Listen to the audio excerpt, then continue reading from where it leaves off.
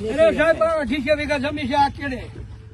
તો પછી એમ કેમ ચલાવી લેવાનું? એમ નહીં તમે ચલાવી કોની લેવાનું. દાદાગીરી બીજું શું? દાદાગીરી કોઈની નહીં હલાવવાની.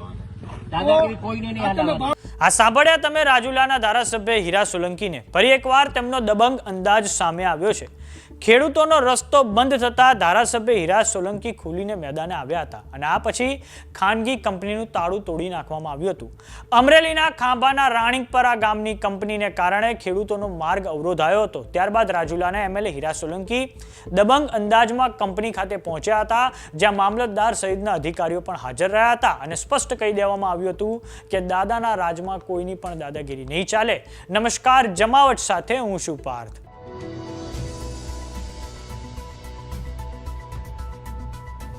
અમરેલી જિલ્લાના રાજુલાના એમએલએ હીરા સોલંકી કે જેઓ પોતાના દબંગ અંદાજ માટે જાણીતા છે.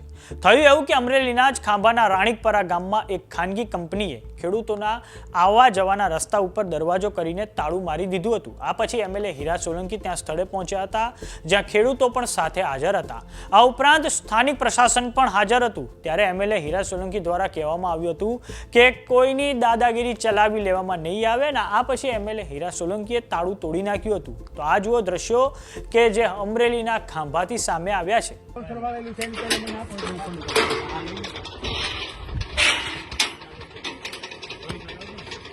ભાઈ તમારા ગામના લોકો મજબૂત રહેવું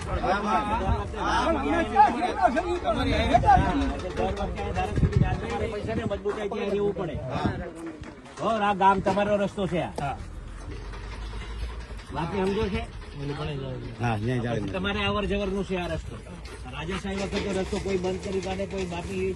અરે સાહેબ 80 વીઘા જમીન છે આ કેડે. તો પછી એમ કેમ ચલાવી લેવાનું? એમ નહીં તમે ચલાવી કોની લેવાનું. દાદાગીરી બીજું શું? દાદાગીરી કોઈની નહીં હલાવવાની. દાદાગીરી કોઈની નહીં તમે હલાવવાની. ભાળો એમ રસ્તો તો બંધ થઈ ગયો. હજી આગળ ગાળી છે. કાઢી કાઢો એ બધું તમને ખોલીને આપી દઉં છું. પછી છે ને ભેજો અહીંયા કરવા જ નહીં જતા કોઈને. અહીંયા પછી જોઈએ બાકી હું તમારા હારે છું, પછી તમારે શું ચિંતા કરવાની? પછી આ માફ કર્યું ને. આ પહેલા પણ અમરેલીના એમએલએ હીરા સોલંકીનો એક વિડીયો ખૂબ જ વાયરલ થયો હતો, જેમાં તેઓ એવું કહી રહ્યા હતા કે આપણા સમાજે કોઈનો અન્યાય સહન કરવાની જરૂર નથી. ગાંધીજી કહેતા હતા કે એક ગાલ પર કોઈ લાફો મારે તો બીજો ગાલ ધરવો, પરંતુ હવે સમય બદલાયો છે. કોઈ એક લાફો મારે તો આપણે બે લાફા મારવાના. કોઈના બાપની ત્રેવડ નથી કે કોળી સમાજને કોઈ ચાળો કરે. એક સમય આવશે જ્યારે કોળી સમાજનું શાસન હશે. તો આ સાંભળો હીરા સોલંકીએ તે વખતે શું કહ્યું હતું. અરે જમાના વયા ગયા. ગાંધી બાપુ કહેતા ને એક લાફો અહીંયા મારે તો બીજો આગળ કરવાનો. એવું કરવાનું જ નહીં ભાઈ. એક મારે ને અમે બે મારજો. જમાના વયા ગયા ભાઈ.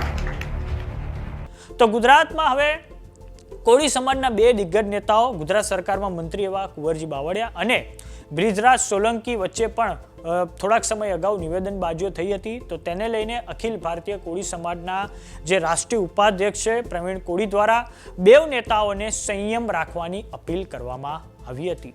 તો આ બાબતે તમારું શું માનવું છે અમને કોમેન્ટ બોક્સમાં લખીને જરૂર જણાવો. જો તમામને યુટ્યુબ પર જોઈ રહ્યા તો સબસ્ક્રાઇબ કરો. જો તમામને ઇન્સ્ટાગ્રામ અને ફેસબુક પર જોઈ રહ્યા તો ફોલો કરો. સાથે જ અમારી વોટ્સએપ ચેનલ આવી ગઈ છે, જોઈન કરવાનું ના ભૂલતા. નમસ્કાર.